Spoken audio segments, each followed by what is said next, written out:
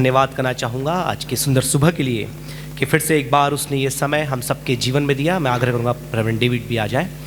उसने हमारे जीवन में यह समय दिया कि उसके वचन को हम सुनने पाएँ, इसलिए मैं परमेश्वर के प्रति धन्यवादी हूँ। आदरणीय हमारे वरिष्ठ पासवान डॉक्टर मैथ्यू के थॉमस, सम्मानीय फैकल्टी मेंबर्स एवं समस्त विद्यार्थी, आप सभी को मैं धन्यवादित करता हूँ क्योंकि आपने हमारे लिए प्रार्थना किया। आपकी प्रार्थनाओं के फलस्वरूप आज हम स्वस्थ जीवित परमेश्वर की सेवा में पाए जाते हैं। Hallelujah, hallelujah, praise the Lord. आइए हम सभी अपने बाइबल को सबोपदेशक की पुस्तक 5वां अध्याय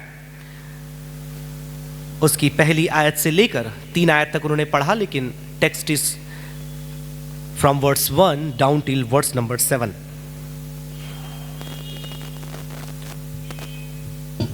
I request Reverend David to please read the verse number 1 again. सबोपदेशक अध्याय 5 उसका वचन 1। जब तू परमेश्वर के भवन में जाए तब सावधानी से चलना, सुनने के लिए समीप जाना मूर्खों के बलिदान चढ़ाने से अच्छा है, क्योंकि वे नहीं जानते कि बुरा करते हैं। आपको कैसे मालूम चलता है कि ठंड बढ़ रही है? How do you know that cold is increasing? How? नहीं, क्योंकि आवाज बदल रही है।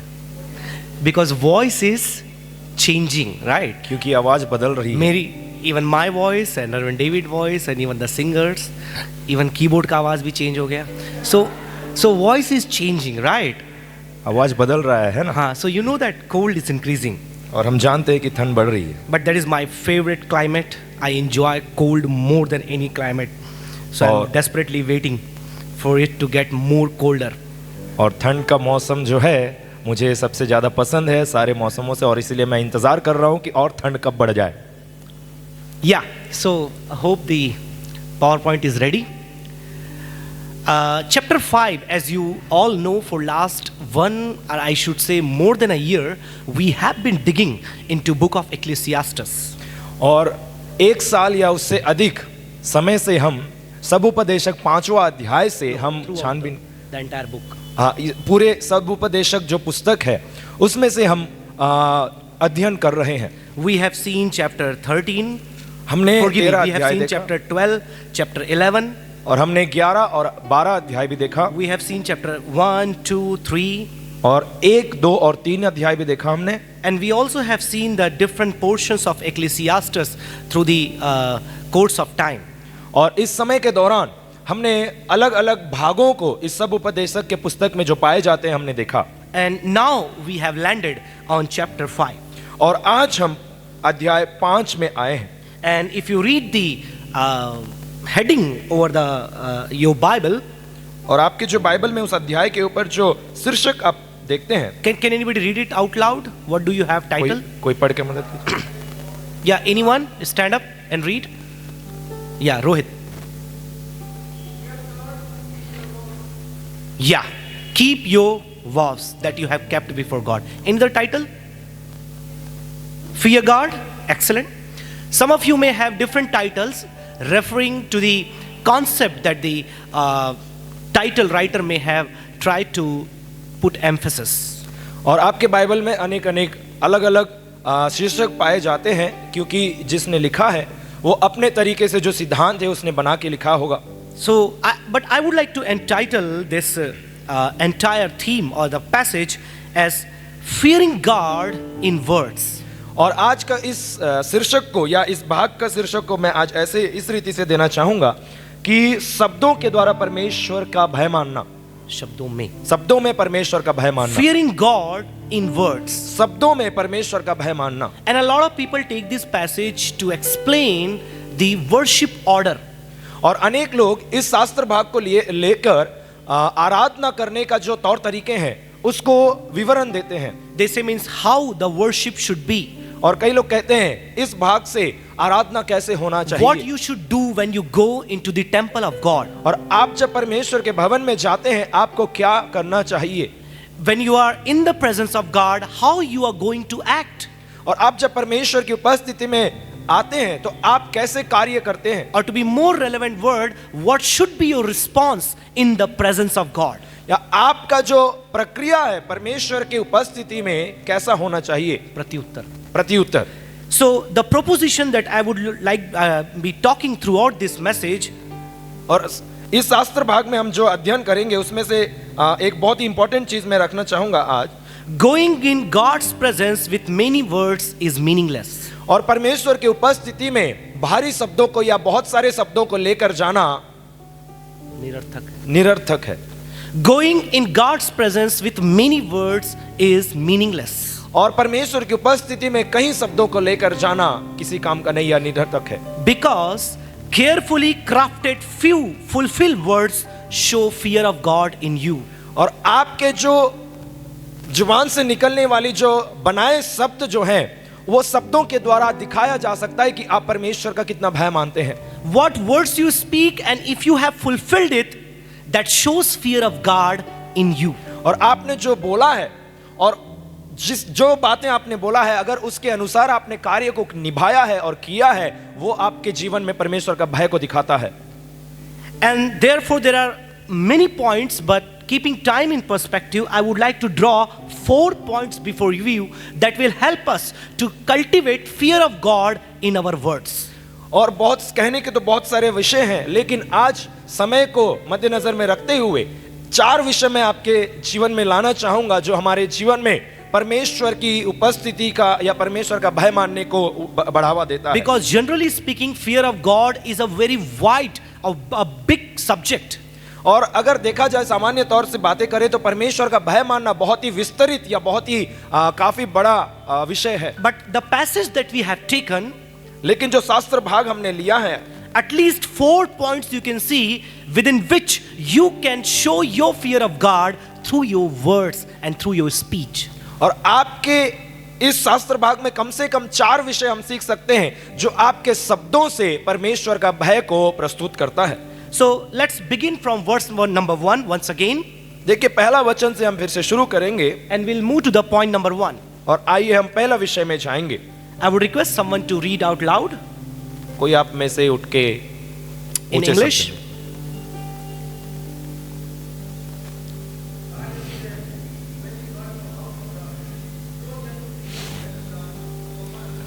Guard your foot when you go into the presence of God. अपने कदम को चौकसी में रख जैसे जब तू परमेश्वर के भवन में जाए. So the first point is the carefulness in the presence of God. और पहला विषय जो है उपस्थिति में सतर्कता. Now whose presence does this word talk about?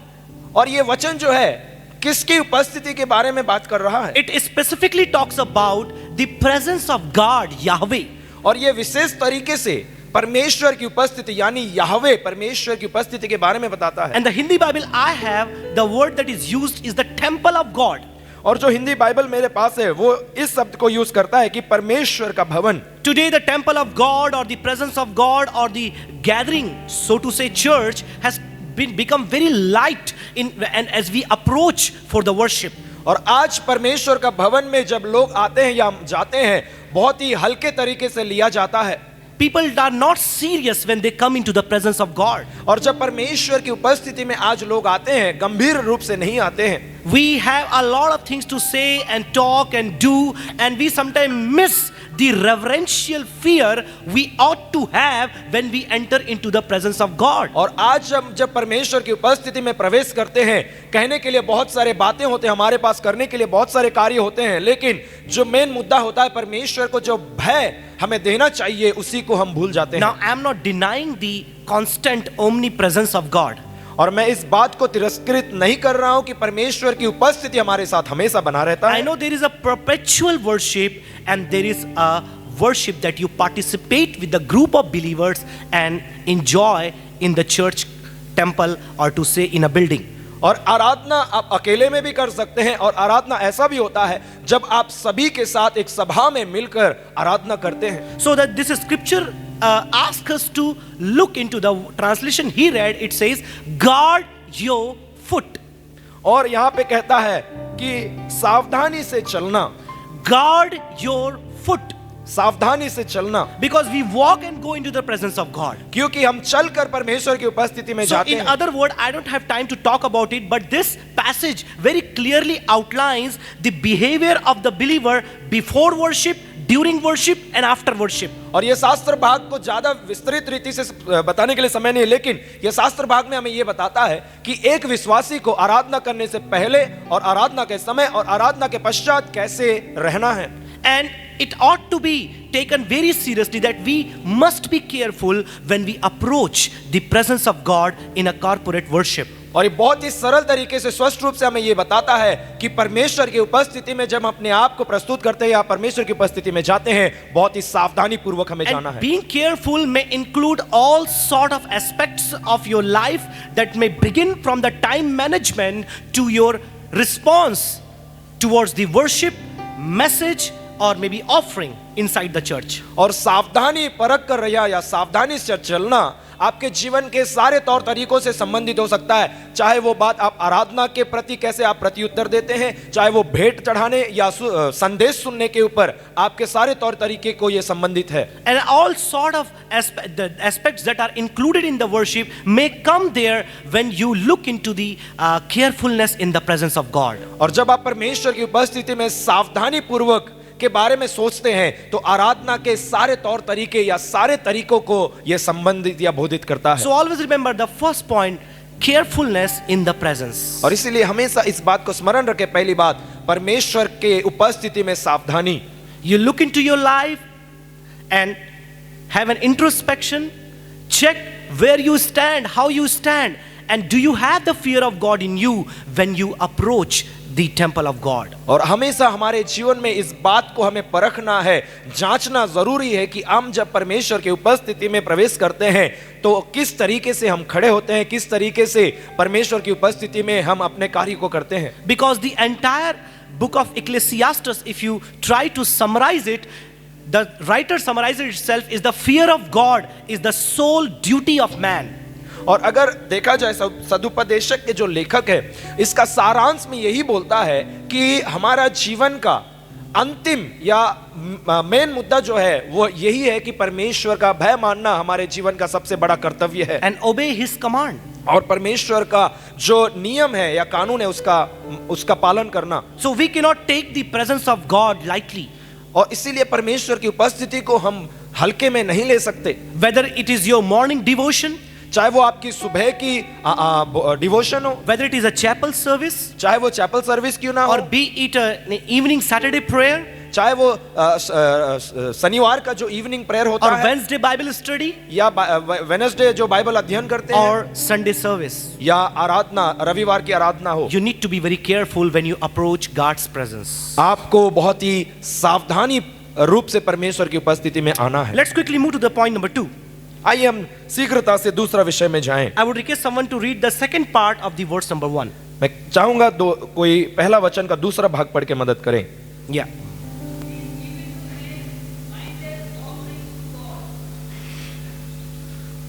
Yeah, the second clause.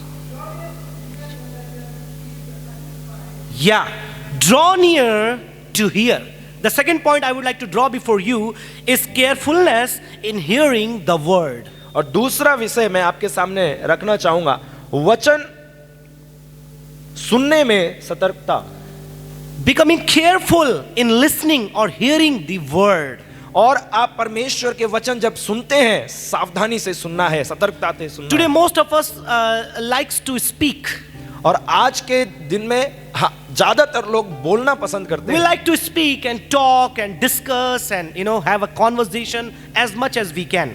और हम लोग ज्यादातर बातचीत करने में या एक दूसरे से डिस्कस करने में ज्यादातर दिलचस्पी रखते हैं। Even the person who do not have anyone to talk around him, he or she will be busy talking on social media. और एक ऐसा व्यक्ति जिसके पास बात करने के लिए कोई नहीं है तो वो सोशल मीडिया में चैट करने में व्यस्त रहता है। We want to talk. हमें बात करना है या बात करना चाहते We हैं, want to speak.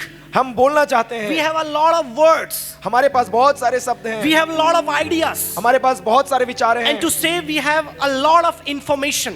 और कहने के लिए हमारे पास बहुत सारी जानकारी भी है। But the Bible says, परंतु बाइबल कहती है in this context, और इस संदर्भ में, be quick to listen when you go into the presence of God. और जब आप परमेश्वर की उपस्थिति में जाते हैं, आप अपने आप को तात्पर्य रखें कि आपको परमेश्वर का वचन को सुनना है। You know, if we just get a microphone, it is very hard for us to stop.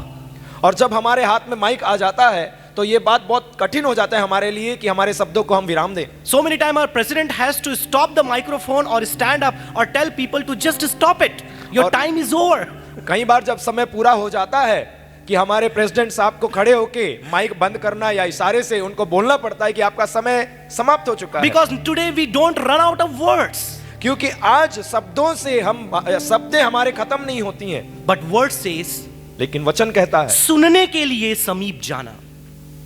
Go near to God to listen from God. परमेश्वर के समीप इसीलिए जाएं कि परमेश्वर जो कहता है उस सुनने के लिए। And what God wants to tell you, और परमेश्वर आपसे क्या कहना चाहते what हैं, God wants to declare to you. और परमेश्वर आपके जीवन में क्या घोषणा Now करना there are चाहते many हैं। activities that you can see happens today in the church. और आज के कलीसिया में अनेक कार्यों को होते हुए हम पाते हैं। A lot of people seems to overvalue the worship session over against the preaching of the word of God. और आज कलीसिया में अनेक लोग संदेश से ज्यादा महत्व आराधना को देते हैं। I am not against worship, मैं आराधना के खिलाफ नहीं हूँ, विरोध नहीं हूँ, but worships are your word. और आराधना जो है ये आपके शब्द हैं, Singing of the song is your और word. गीतों को गाना ये आपके शब्द हैं, Testifying is your और word. गवाही देना ये आपके शब्द है। But the proclamation of God's word is God's word. लेकिन परमेश्वर के जो वचन को बोधना या बताना ये परमेश्वर का वचन है। It's okay to have worship. और ये सही बात है कि आराधना करना है, It's good to have prayer. और अच्छी बात है कि प्रार्थना करना It is है, always good to have testimony. और ये अच्छी भी बात है कि गवाही भी बोलना है। But remember, all of these are your words. लेकिन स्मरण रखें ये सारे हमारे शब्द All हैं, of these are your और experiences. ये सारे जो है आपके अनुभव हैं, All of these are your ideas. और ये सारे आपके विचार हैं। But when you sit in the presence of God and open your heart and mind towards the word of God, you actually honor God speaking to you, and you are the one who do not come in the category of fools. और जब आप परमेश्वर की उपस्थिति में इस बात को रख कर या अपने हृदय को मन को खोल कर बैठते हैं, जब परमेश्वर की बातें आप सुनते हैं तो आप इस मूर्खों के भाग में नहीं आते हैं। Because the further it says, क्योंकि आगे कहता है because going to God to listen is better than the offering of fools. सुनने के लिए समीप जाना मूर्खों के बलिदान चढ़ाने से अच्छा है। The sacrifices of fools. जो मूर्खों के द्वारा बलि चढ़ाया जाता Because है, fool in the context is someone who do not want to listen. और इस संदर्भ में एक मूर्ख का यह तात्पर्य है जो सुनना नहीं चाहता। Almost twice or thrice Solomon, who is a Kohelet in the whole passage, Kohelet means the one who speaks or teaches. और सोलेमोन जो है इस संदर्भ में जो शिक्षा देता है या हमें सिखाता है, Kohelet. कोहलत जो है, He uses twice or thrice the word fool.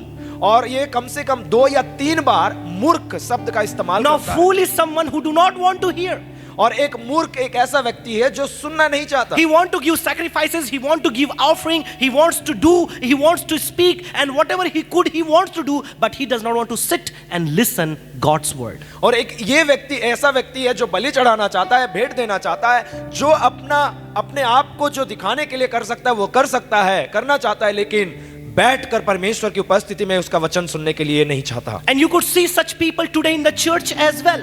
और आज की कलीसिया में भी ऐसे लोगों को आप देख सकते हैं। When there is a worship, और जब आराधना होता है, you see people, lifting their hands and enjoying, and if they happen to be in the choir group, oh, you could see the angels and the spirit coming down. और जब आराधना होता है तो लोग हाथ उठाते हैं, और अगर गलती से आप क्वायर टीम में रह गए तो आप स्वर्गदूतों को देखते हैं उतरते हुए और आत्मा से भर जाते हैं। But soon after the worship is over, और जैसे आराधना खत्म होता है and the message begins, और संदेश शुरू होता the है, same individual will go out. और यही व्यक्ति जो हाथ उठा के नाटक कर रहा था बाहर चले जाएगा। मैं बोला नहीं, सर ने बोला, ठीक है, नाटक कर रहा था, हो सकता है आप लोग करते हैं। So same person will go out और यही व्यक्ति बाहर चला जाएगा and will check what did my loved one replied. और मेरा अति प्रिय जो पुरुष या स्त्री है मेरा मैसेज का क्या उत्तर It दिया। happened yesterday in the church service, और ये कल की जो आराधना में हुआ है, and people informed me that there are a couple of students and a couple of believers who were out during the message and checking their phones and talking to each other while the preaching of the word is on. क्योंकि ये मुझे बताया गया है कि जब संदेश वहां सुनाया जा रहा था, कई ऐसे विश्वासी, कई ऐसे विद्यार्थी बाहर जाके अपने फोन में लगे हुए थे। Means they were disregarding the preaching of the word. वो परमेश्वर की जो वचन है उसका निरादर कर रहे थे। Therefore, I put the point, being careful in hearing God's word. और इसीलिए मैंने इस विषय को आपके सामने रखा है, वचन सुनने में सतर्कता। How much importance you are going to prayer and worship, you should give much more than that importance to the hearing of God's word. और जितना महत्व आप आराधना में, प्रार्थना में देते हैं, उससे कई अधिक महत्व को आपको संदेश सुनने में, परमेश्वर का वचन सुनने में देना चाहिए। I'm all for worship, I'm all for prayer, I'm all for testifying God through our testimonies. मैं आराधना के साथ हूं और गवाही के साथ हूं, सारी चीजों के साथ खड़ा हूं। And you see the same thing even extrapolated by Jesus Christ in Matthew chapter 6 and of course by James in chapter 3. और यहाँ पे न्याय नियम में भी यीशु मसीह के द्वारा या याकूब का पत्री 3 अध्याय में भी हम पाते हैं That Jesus said, do not use a lot of words when you go into the presence of God. और यीशु मसीह ने ये शब्दों को कहा कि जब आप परमेश्वर की उपस्थिति में जाते हो, कई शब्दों का इस्तेमाल ना करो। And even James says, be quick to hear and slow to speak. और याकूब की इस बात को कहता है कि सुनने में शीघ्रता बना के रखो या सुनने के लिए तैयार रहो और बोलने के लिए। And do not be just like fools और मूर्खों के समान ना रहो, who are quick to give their sacrifices and offering, because today our sacrifices offering we don't have animal, dove and ram taking to the churches. We have the offering of words or sacrifice of praises, right? और बलि चढ़ाने के लिए आज हमारे पास कोई जानवर, बकरी या वैसे जानवर नहीं है, लेकिन हमारे पास शब्दों का बलि चढ़ाना हमारे पास है, शब्द हम जो बलि चढ़ाते हैं। So if it is applied today to us, we must be very careful to listen more than what we want to speak or to share. और इसको अगर हमारे जीवन में लागू करना है तो हमें सुनना ज्यादा चाहिए और बोलना कम चाहिए। Let's quickly move to the point number 3. और आइए तीसरा विषय में जाएं। I would request someone to read the verse number 2. कोई दूसरा वचन पढ़ के मदद कीजिए। Yeah. Carefulness in speaking the words. और Carefulness in speaking the words. वचन बोलने में सतर्कता। Remember the first one, carefulness in the presence. पहली बात को याद रखें, परमेश्वर की उपस्थिति में सतर्कता। Second, carefulness in the hearing the word. दूसरी बात सुनने में सतर्कता। Now third one is very important again, carefulness in speaking the words. और तीसरी विषय जो बहुत ही महत्वपूर्ण है, वचन बोलने में सतर्कता। Because we can't live without speaking. क्योंकि हम बिना बोले जी नहीं सकते। There are 20-30,000 words we speak each day. लगभग 20 से 30 हजार शब्द जो हर रोज बोल देते हैं हम लोग। And women do more than us. और स्त्री लोग तो हमसे कहीं ज्यादा बोलते They हैं। are extra blessed therefore. और अधिक आशीषित हैं वो। But the passage talks about being careful in what we speak. लेकिन ये भाग जो हमने पढ़ा है, ये हमें ये सिखाता है कि हम जो बोलते हैं उसमें हमें बहुत ही सावधानी Now, बरतक। Kohelet, who is Solomon, again speaks about the multitude of words. धन्यवाद करना चाहूँगा आज की सुंदर सुबह के लिए कि फिर से एक बार उसने ये समय हम सबके जीवन में दिया। मैं आग्रह करूँगा रेवरेंड डेविड भी आ जाए। उसने हमारे जीवन में यह समय दिया कि उसके वचन को हम सुनने पाएँ, इसलिए मैं परमेश्वर के प्रति धन्यवादी हूँ। आदरणीय हमारे वरिष्ठ पासबान डॉक्टर मैथ्यू के थॉमस, सम्मानीय फैकल्टी मेंबर्स एवं समस्त विद्यार्थी, आप सभी को मैं धन्यवादित करता हूं क्योंकि आपने हमारे लिए प्रार्थना किया। आपकी प्रार्थनाओं के फलस्वरूप आज हम स्वस्थ जीवित परमेश्वर की सेवा में पाए जाते हैं। Hallelujah, hallelujah, praise the Lord. आइए हम सभी अपने बाइबल को सबोपदेशक की पुस्तक 5वां अध्याय उसकी पहली आयत से लेकर 3 आयत तक उन्होंने पढ़ा, लेकिन text is from verse 1 down till verse number 7।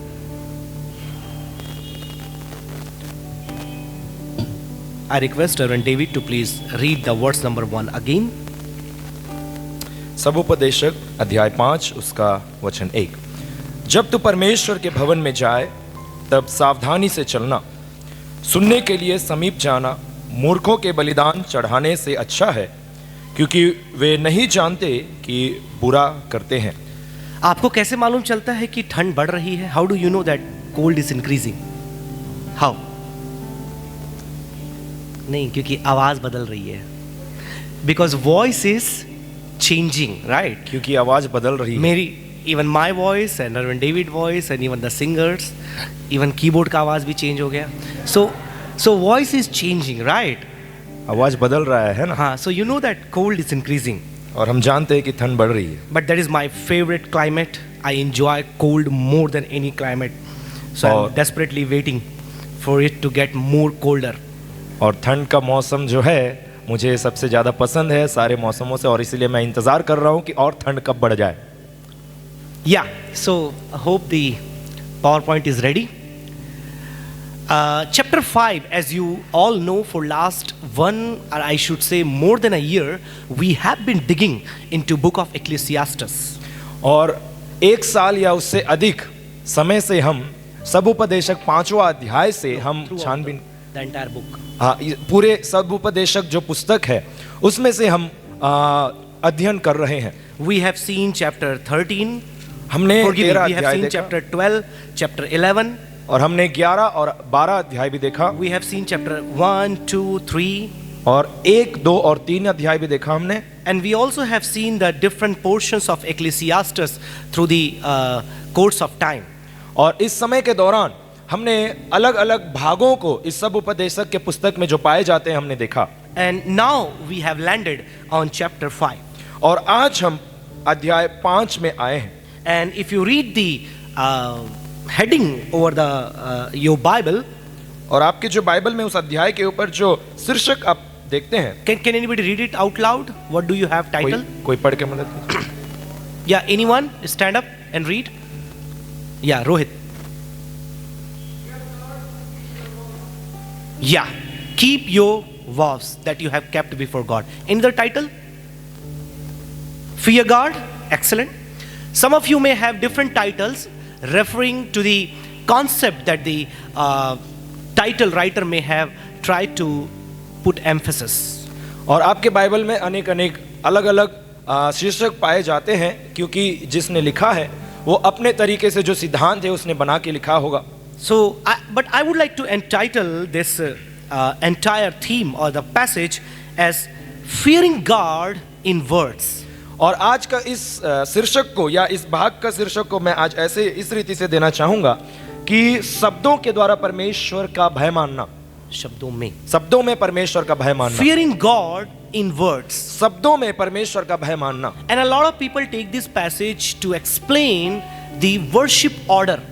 और अनेक लोग इस शास्त्र भाग को लेकर आराधना करने का जो तौर तरीके हैं उसको विवरण देते हैं. They say means how the worship should be.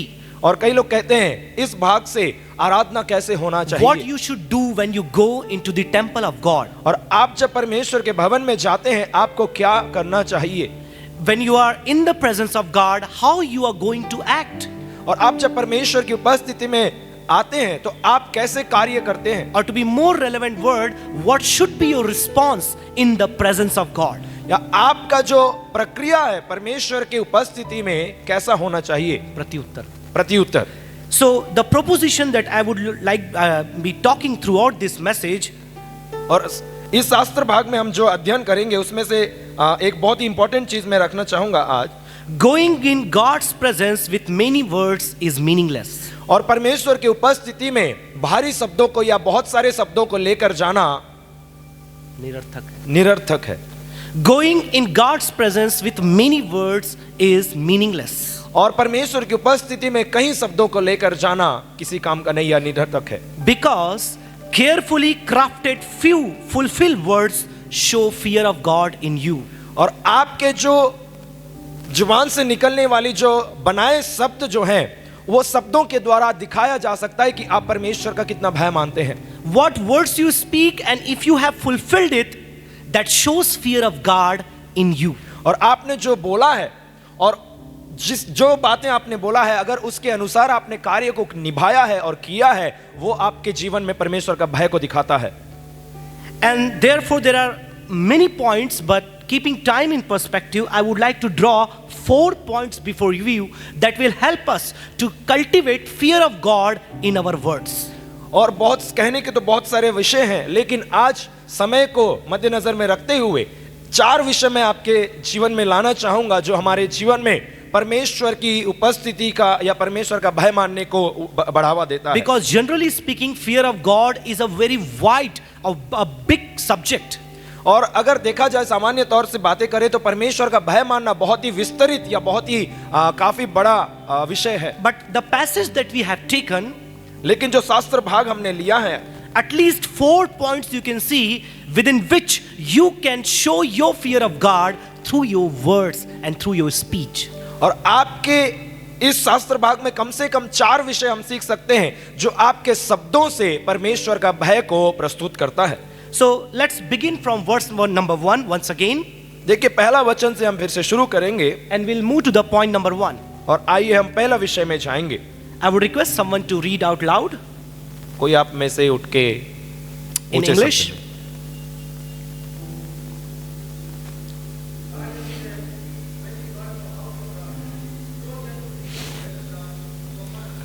Guard your foot when you go into the presence of God. अपने कदम को चौकसी में रख जैसे जब तू परमेश्वर के भवन में जाए। So the first point is the carefulness in the presence of God. और पहला विषय जो है उपस्थिति में सतर्कता। Now, whose presence does this word talk about? और ये वचन जो है किसकी उपस्थिति के बारे में बात कर रहा है? It specifically talks about the presence of God, Yahweh. और ये विशेष तरीके से परमेश्वर की उपस्थिति यानी याहवे परमेश्वर की उपस्थिति के बारे में बताता है। And the Hindi Bible I have, the word that is used is the temple of God. और जो हिंदी बाइबल मेरे पास है वो इस शब्द को यूज करता है कि परमेश्वर का भवन। Today the temple of God or the presence of God or the gathering, so to say, church has become very light in and as we approach for the worship. और आज परमेश्वर का भवन में जब लोग आते हैं या जाते हैं बहुत ही हल्के तरीके से लिया जाता है। People are not serious when they come into the presence of God. और जब परमेश्वर की उपस्थिति में आज लोग आते हैं गंभीर रूप से नहीं आते हैं। We have a lot of things to say and talk and do, and we sometimes miss the reverential fear we ought to have when we enter into the presence of God. और आज हम जब परमेश्वर की उपस्थिति में प्रवेश करते हैं कहने के लिए बहुत सारे बातें होते हैं हमारे पास करने के लिए बहुत सारे कार्य होते हैं लेकिन जो मेन मुद्दा होता है परमेश्वर को जो भय हमें देना चाहिए उसी को हम भूल जाते हैं। Now I am not denying the constant omnipresence of God. और मैं इस बात को तिरस्कृत नहीं कर रहा हूं कि परमेश्वर की उपस्थिति हमारे साथ हमेशा बना रहता है। I know there is a perpetual worship and there is a worship that you participate with the group of believers and enjoy in the church, temple, or to say in a building. और आराधना आप अकेले में भी कर सकते हैं और आराधना ऐसा भी होता है जब आप सभी के साथ एक सभा में मिलकर आराधना करते हैं। So that this scripture asks us to look into the translation he read. It says, guard your foot. और यहाँ पे कहता है कि सावधानी से चलना। Guard your foot. सावधानी से चलना। Because we walk and go into the presence of God. क्योंकि हम चलकर परमेश्वर की उपस्थिति में So जाते in हैं। other words, I don't have time to talk about it, but this passage very clearly outlines the behavior of the believer before worship, during worship and after worship. और ये शास्त्र भाग को ज्यादा विस्तृत रीति से बताने के लिए समय नहीं है लेकिन ये शास्त्र भाग में हमें ये बताता है कि एक विश्वासी को आराधना करने से पहले और आराधना के समय और आराधना के पश्चात कैसे रहना है। And it ought to be taken very seriously that we must be careful when we approach the presence of God in a corporate worship. और ये बहुत ही सरल तरीके से स्पष्ट रूप से हमें ये बताता है कि परमेश्वर की उपस्थिति में जब हम अपने आप को प्रस्तुत करते हैं या परमेश्वर की उपस्थिति में जाते हैं बहुत ही सावधानी पूर्वक हमें जाना And है। being careful may include all sort of aspects of your life that may begin from the time management to your response towards the worship, message, or maybe offering inside the church. और सावधानी परख कर रहा या सावधानी से चलना आपके जीवन के सारे तौर तरीकों से संबंधित हो सकता है चाहे वो बात आप आराधना के प्रति कैसे आप प्रत्युत्तर देते हैं चाहे वो भेंट चढ़ाने या संदेश सुनने के ऊपर आपके सारे तौर तरीके को ये संबंधित है। And all sort of aspects that are included in the worship may come there when you look into the carefulness in the presence of God. और जब आप परमेश्वर की उपस्थिति में सावधानी पूर्वक के बारे में सोचते हैं तो आराधना के सारे तौर तरीके या सारे तरीकों को यह संबंधित या बोधित करता है। So always remember the first point, carefulness in the presence. और इसीलिए हमेशा इस बात को स्मरण रखें, पहली बात परमेश्वर के उपस्थिति में सावधानी। You look into your life and have an introspection, check where you stand, how you stand, and do you have the fear of God in you when you approach the temple of God. और हमेशा हमारे जीवन में इस बात को हमें परखना है, जांचना जरूरी है कि हम जब परमेश्वर की उपस्थिति में प्रवेश करते हैं तो किस तरीके से हम खड़े होते हैं, किस तरीके से परमेश्वर की उपस्थिति में हम अपने कार्य को करते हैं। Because the entire book of Ecclesiastes, if you try to summarize it, the writer summarizes itself is the fear of God is the sole duty of man.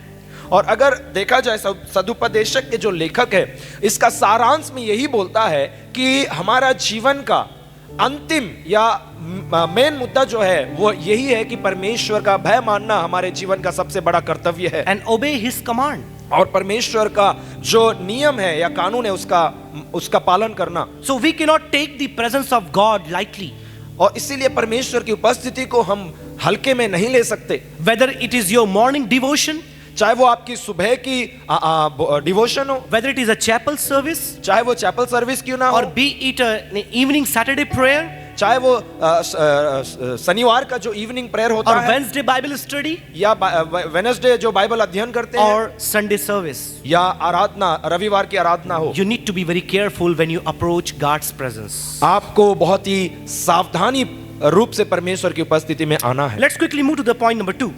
आइए हम शीघ्रता से दूसरा विषय में जाएं। I would request someone to read the second part of the verse number 1. मैं चाहूंगा कोई पहला वचन का दूसरा भाग पढ़ के मदद करें। Yeah.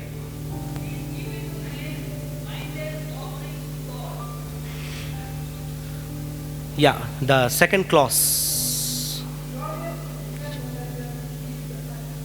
Yeah, draw near to hear. The second point I would like to draw before you is carefulness in hearing the word. और दूसरा विषय मैं आपके सामने रखना चाहूंगा, वचन सुनने में सतर्कता। Becoming careful in listening or hearing the word. और आप परमेश्वर के वचन जब सुनते हैं, सावधानी से सुनना है, सतर्कता से सुनना Today है। most of us likes to speak. और आज के दिन में ज्यादातर लोग बोलना पसंद करते We हैं। like to speak and talk and discuss and have a conversation as much as we can. और हम लोग ज्यादातर बातचीत करने में या एक दूसरे से डिस्कस करने में ज्यादातर दिलचस्पी रखते हैं। Even the person who do not have anyone to talk around him, he or she will be busy talking on social media. और एक ऐसा व्यक्ति जिसके पास बात करने के लिए कोई नहीं है तो वो सोशल मीडिया में चैट करने में व्यस्त रहता है। We want to talk. हमें बात करना है या बात करना चाहते We हैं। want to speak. हम बोलना चाहते We हैं। have a lot of words. हमारे पास बहुत सारे शब्द हैं। We have a lot of ideas. हमारे पास बहुत सारे विचार हैं। And to say we have a lot of information. और कहने के लिए हमारे पास बहुत सारी जानकारी भी है। But the Bible says, परंतु बाइबल कहती है, in this context, और इस संदर्भ में, be quick to listen when you go into the presence of God. और जब आप परमेश्वर की उपस्थिति में जाते हैं, आप अपने आप को तात्पर्य रखें कि आपको परमेश्वर का वचन को सुनना है। If we just get a microphone, it is very hard for us to stop. और जब हमारे हाथ में माइक आ जाता है तो ये बात बहुत कठिन हो जाता है हमारे लिए कि हमारे शब्दों को हम विराम दें। So many times our president has to stop the microphone or stand up or tell people to just stop it. Your time is over. कई बार जब समय पूरा हो जाता है कि हमारे प्रेसिडेंट साहब को खड़े होके माइक बंद करना या इशारे से उनको बोलना पड़ता है कि आपका समय समाप्त हो चुका है। Because today we don't run out of words. क्योंकि आज शब्दों से शब्दें हमारे खत्म नहीं होती हैं। But word says, लेकिन वचन कहता है, सुनने के लिए समीप जाना. Go near to God to listen from God. परमेश्वर के समीप इसीलिए जाएं कि परमेश्वर जो कहता है उस सुनने के लिए। And what God wants to tell you, और परमेश्वर आपसे क्या कहना चाहते what हैं, God wants to declare to you. और परमेश्वर आपके जीवन में क्या घोषणा Now there are करना चाहते many activities that you can see happens today in the church. हैं। और आज के कलीसिया में अनेक कार्यों को होते हुए हम पाते हैं। A lot of people seems to overvalue the worship session over against the preaching of the word of God. और आज कलीसिया में अनेक लोग संदेश से ज्यादा महत्व आराधना को देते हैं। I am not against worship, मैं आराधना के खिलाफ नहीं हूँ, विरोध नहीं हूँ, but worships are your word. और आराधना जो है ये आपके शब्द हैं, Singing of the song is your और word. गीतों को गाना ये आपके शब्द हैं, Testifying is your और word. गवाही देना ये आपके शब्द है। But the proclamation of God's word is God's word. लेकिन परमेश्वर के जो वचन को बोलना या बताना ये परमेश्वर का वचन है। It's okay to have worship. और ये सही बात है कि आराधना करना है, It's good to have prayer. और अच्छी बात है कि प्रार्थना करना It है, is always good to have testimony. और ये अच्छी भी बात है कि गवाही भी बोलना है। But remember, all of these are your words. लेकिन स्मरण रखें ये सारे हमारे शब्द All हैं, of these are your और experiences. ये सारे जो है आपके अनुभव हैं, All of these are your ideas. और ये सारे आपके विचार हैं।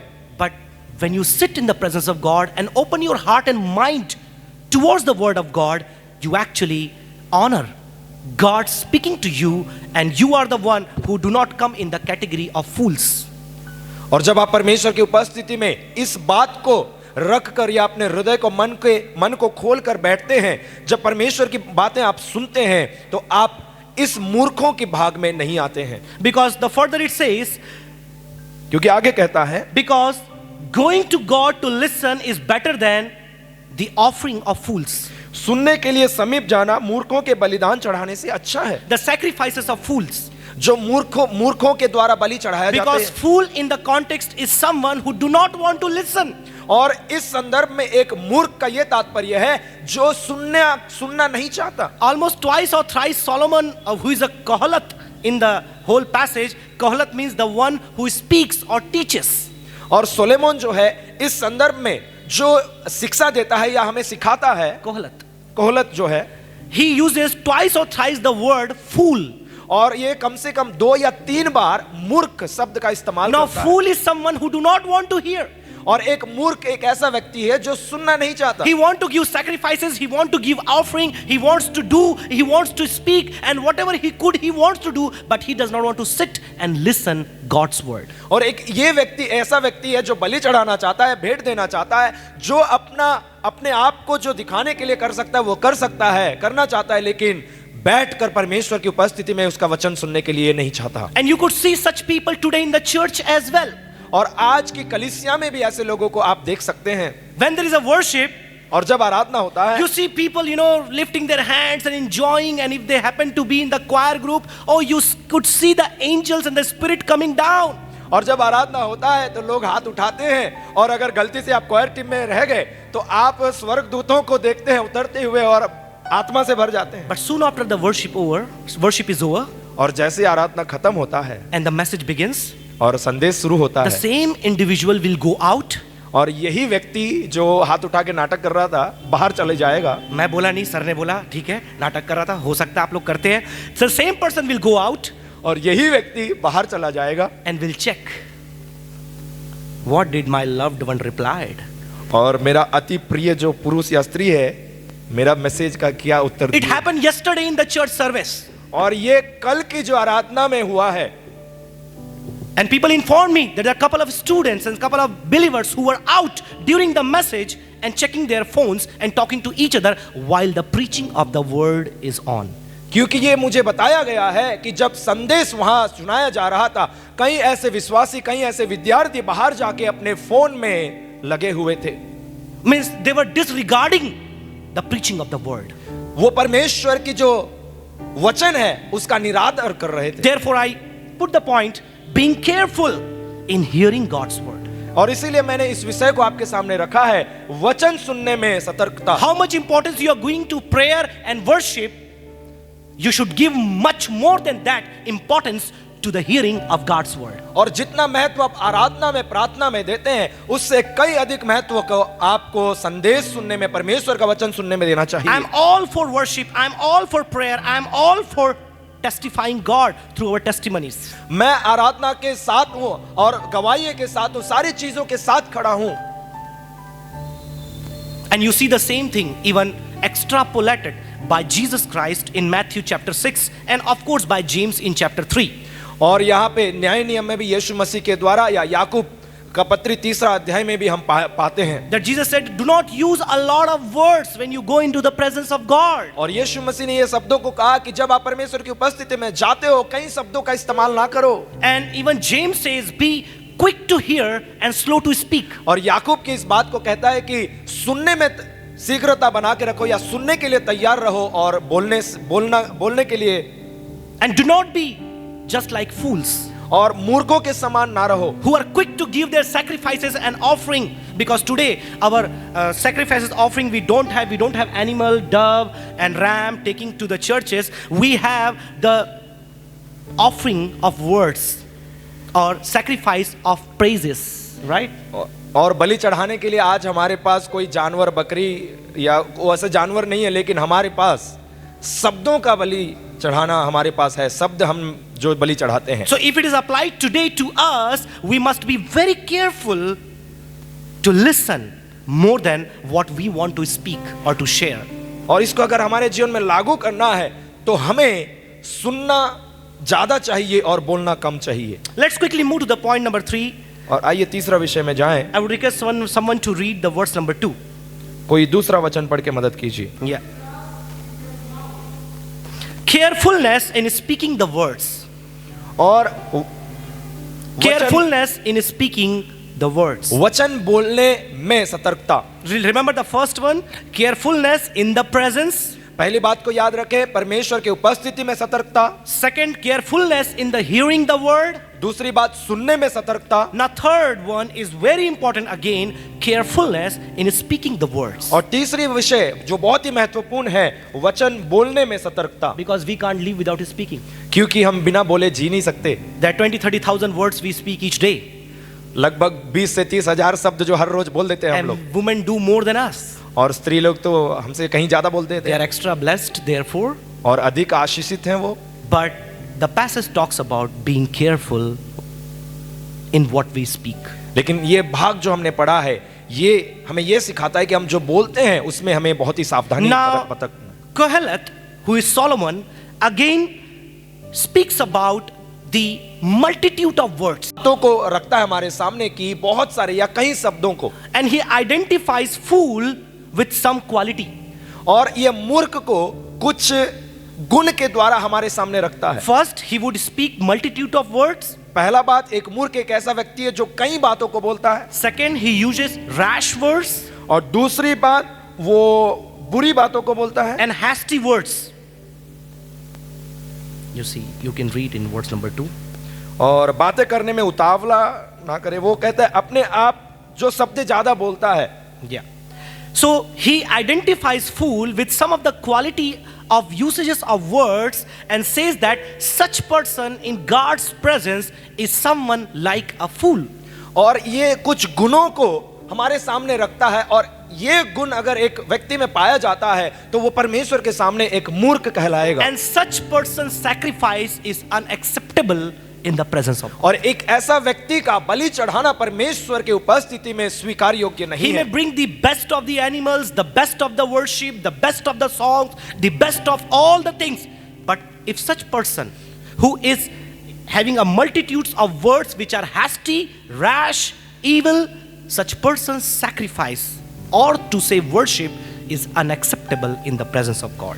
चाहे वो व्यक्ति सबसे उत्तम बलि लेके आए या उत्तम गीतों को गाए, सबसे अच्छा क्यों ना करे, लेकिन अगर वो परमेश्वर के उपस्थिति में बुरी बातें करता है और ज्यादा बातें करता है तो उसके सारे चीजें कोई मतलब के नहीं होते। Many a times we use our words, without giving a second thought.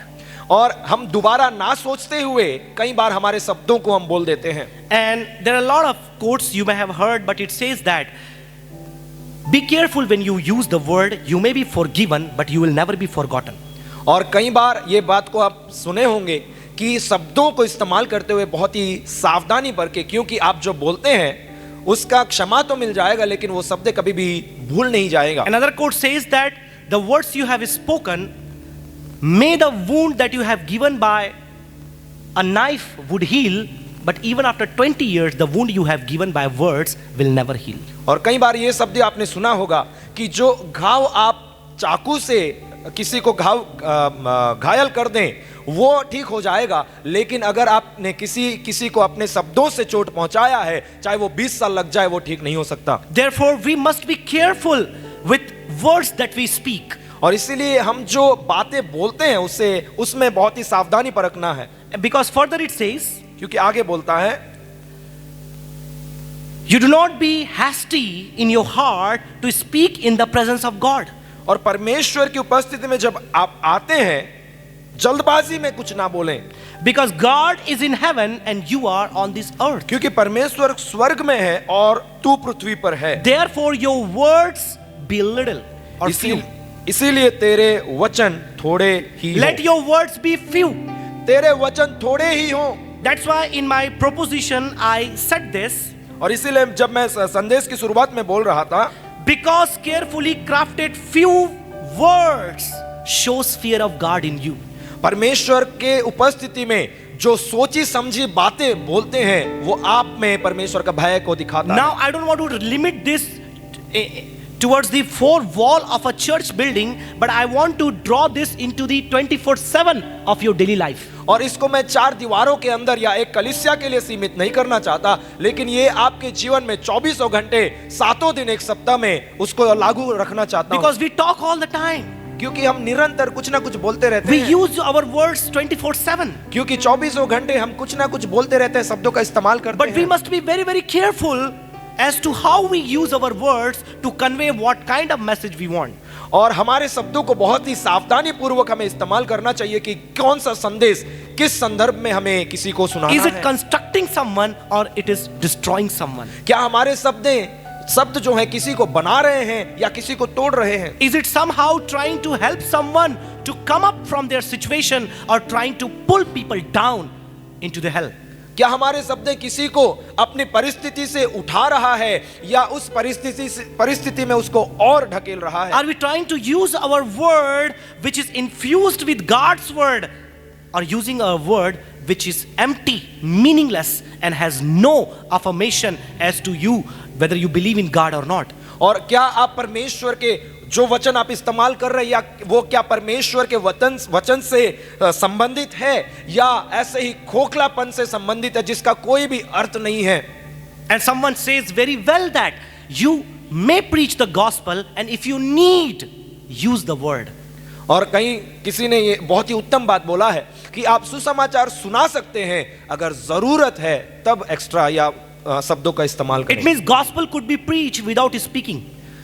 इसका मतलब ये है कि सुसमाचार का संदेश बिना बोले भी सुनाया जा सकता है। Therefore, let us be careful in our words when we speak. और इसीलिए हमारे शब्दों को बहुत ही सावधानी पूर्वक से हमें इस्तेमाल करें जब हम किसी के साथ बात करें या बोलें। And this brings us to the fourth point, which is another most important part of this message, which is being careful in fulfilling the words. और ये सारे विषयों के पश्चात हम चौथे विषय में आते हैं जो बहुत ही महत्वपूर्ण है, वचन पूरा करने में सतर्कता। I would request someone to read the verse number 3 and 4. Yes, read out loud.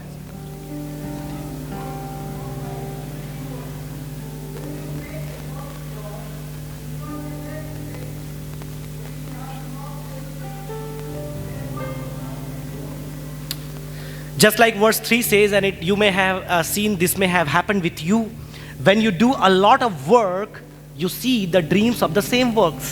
और तीसरा वचन जैसे कहता है, जब आप बहुत सारे काम करते हैं तो कई बार आप जब रात को सोते हैं जो काम आपने किया है वही आपको सपने में आ जाते हैं। Now Kohelet was a very humorous man. और जो कोहलत है वो बहुत ही मजाक करने वाला व्यक्ति था। And this is true. Let me prove you how. और ये सच बात है, मैं आपको प्रमाण करूंगा। When we were students here, we used to go to the ground to play cricket.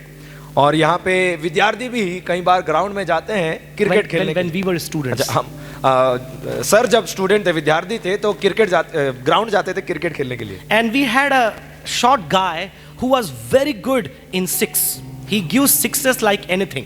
और हमारे उस टाइम में एक नाटा व्यक्ति था बहुत कम हाइट वाला, वो बहुत ही छक्के उड़ाता था सबका या छक्के ज्यादा मारता था। So what happened? We had a very long day, like we played for almost 5 hours. और हम It was holiday, Saturday perhaps. और उस दिन हमारा मतलब छुट्टी था शनिवार के दिन, और हमने लगभग 5 घंटे क्रिकेट खेला।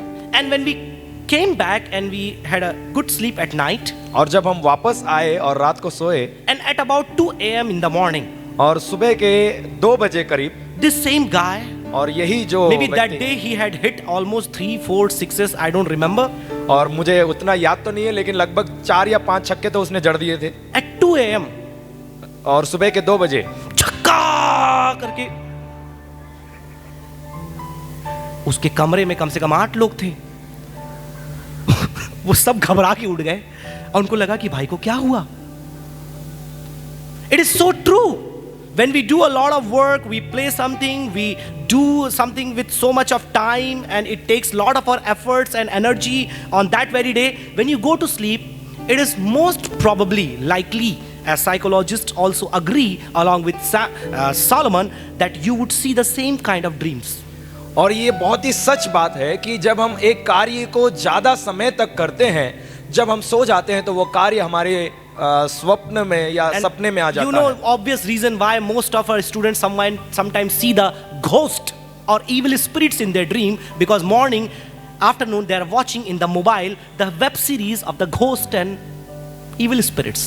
और ये बहुत ही सच बात है विद्यार्थी के साथ भी, क्योंकि रात को हम चुड़ैलों को देखते हैं सपने में। हमारे सपने में चुड़ैल क्यों आ जाते हैं? क्योंकि हम लोग दोपहर को उन्हीं के वेब सीरीज या मूवी देखते रहते हैं। So what I'm trying to say in the 4th point is this: being careful in fulfilling the words. और चौथे विषय में ये कहना चाहता हूं कि बहुत ही सावधानी पूर्वक रहें वचन पूरा करने में। Now Kohelet calls someone fool because that person has not fulfilled what he said. और कोहेलेत जो बोलने वाला है इस बात को इसीलिए रखता है कि एक ऐसा मूर्ख व्यक्ति है जो बोला है उसने पूरा नहीं किया है। He went into the presence of God and he said that he would do something and he didn't. और उसको इसीलिए मूर्ख कहता है कोहेलेत कि उसने परमेश्वर की उपस्थिति में जाके कुछ कहा, मन्नत की थी, लेकिन उसने पूरा नहीं किया। It's like vows, promises. और ये शपथ खाने या वायदा देने के बराबर है। And it has to come out of the context of temple, because today we use lot of words, we give lot of promises, we take lot of vows, but we fail to fulfill. और हमें इस मंदिर के संदर्भ से बाहर आना है, क्योंकि आजकल हम बहुत सारे बातें बोलते हैं, बहुत सारे शपथ खाते हैं, बहुत सारे नाम लेकर हम बोलते हैं कि ये करूंगा वो करूंगा, लेकिन कई बार हम नहीं करते हैं, पूरा नहीं करते हैं। Because the spoken words or the promises may cause you to sin. और जो बोली हुई बातें हैं कई बार हमें पाप करने में मजबूर कर देती है, And make you cover it by calling it just an error. और कई बार उसको छुपाने के लिए हम उसको भूल भी बोल देते हैं। हाँ, it says that don't go to priest and call it I did it for mistake, forgive me. और कई बार हम याजक के पास जाके वचन में जैसा कहता है कि मैंने गलती से बोल दिया, मुझे माफ कर दो। Because it can make God angry. और ये परमेश्वर को क्रोधित कर Now, सकता all है। these things are there in the words. When you have time, go and read. I'm just reading the main bullet points. और ये सब वचन में है, जब आपके पास समय है तो आप जाके पढ़ And सकते हैं। fourth and final, it can bring destruction over your life. और चौथी बात और बहुत ही महत्वपूर्ण बात, आपके जीवन के ऊपर विनाश ला सकता है, Because it is vanity. क्योंकि ये निरर्थक है। It is vanity and vanity. और ये निरर्थक है और निरर्थक है। Because you speak a word and you entangle yourself into the sin. और जब आप कुछ बोलते हैं तो आप अपने आप को उस पाप के उलझन में डाल देते हैं। Almost a month ago, I wrote an article about promises. और लगभग 1 महीने पहले वायदों के ऊपर मैंने एक आर्टिकल लिखा And था। lot of young people, they texted me, they called me, even couple of our students also, sir, how is that possible? और अनेक जवानों ने और कुछ हमारे विद्यार्थी भी जो यहाँ पे रह चुके थे, उन्होंने मुझे कॉल करके बोला कि सर ये कैसे संभव है? Because most of us develop relationship, especially love affairs and all this relationship, on the basis of the promises we give to each other. और हम में से ज्यादातर लोग एक दूसरे के ऊपर जो शपथ खा के ही अपना रिश्ता को शुरू करते हैं। Because trust is based on promises. क्योंकि भरोसा जो है वो शपथ के ऊपर या वायदे के ऊपर टिका है, That develops the relationship. और जो संबंध को बनाता है। And when you don't fulfill the promises, और जब उस शपथ को आप पूरा नहीं करते हो, relationship break. और वो संबंध टूट जाता है। But do you know?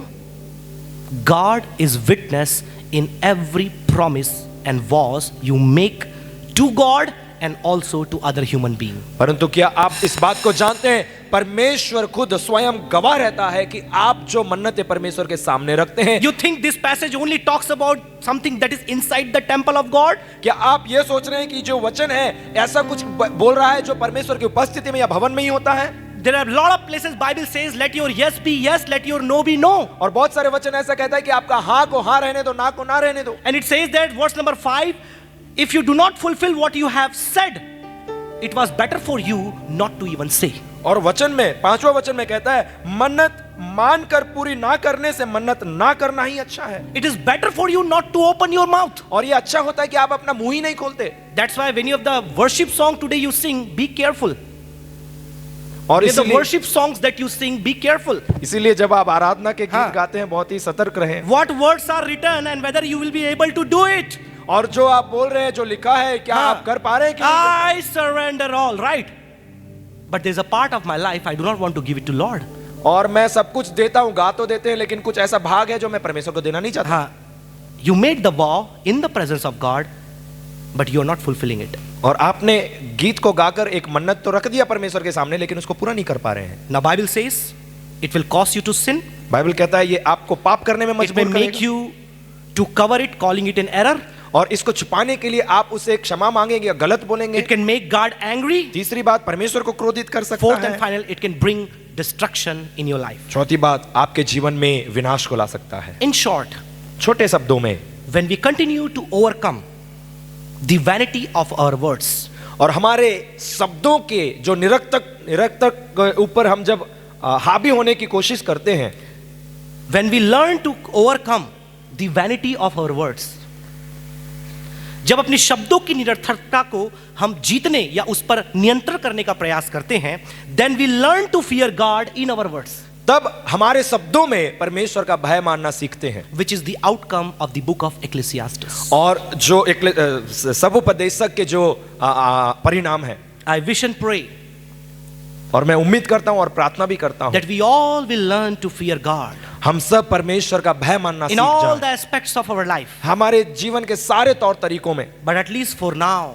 लेकिन कम से कम अब के लिए, या we would learn to fear God in our words. कम से कम हमारे शब्दों में परमेश्वर का भय मानना हम We सीख will be जाएं. careful when we go into the presence of God. और जब हम परमेश्वर की उपस्थिति में जाएं, सतर्कता को माने. We will be careful when we hear the word of God. और जब हम परमेश्वर के उस संदेश को या वचन को सुनेंगे, हम सावधानी We will पूर्वक be रहेंगे. careful to speak the words. और हम जब बोलेंगे तो हम सावधानी परखेंगे. And we will be much more careful to fulfill the words, vows, promises we have made. और इससे सारे चीजों से बढ़कर हमने जो बोला है या गाया है, उसको पूरा करने के लिए बहुत पूरा कोशिश करेंगे. Once again, thank you all, and Reverend David, for helping us in understanding the word in your context. God bless you all.